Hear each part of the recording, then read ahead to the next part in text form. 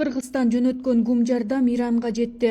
Кыргызстандын Иранга жөнөткөн 129 тонна гуманитардык жардамы Түркмөнстан менен Ирандын чектеш жериндеги Серахс шаарына жетти. Жүк президент Садыр Жапаровдун тапшырмасы менен 3 апрелде жөнөтүлгөн. Жардамдын курамында 66 тонна азык-түлүк жана 63 тонна дары-дармек бар.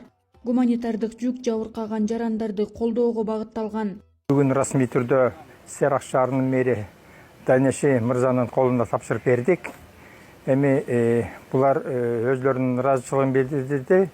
Гуманитардык жардам үчүн Кыргызстанга анан эми бул өзлөрүнүн айтымына караганда Кыргызстан ушу боордош достук мамиледеги Кыргыз Республикасы ушундай оор кырдаалда кол сунуп ушундай гуманитардык жардам бергендиктерине терең ыраазычылыктарын билдиришти.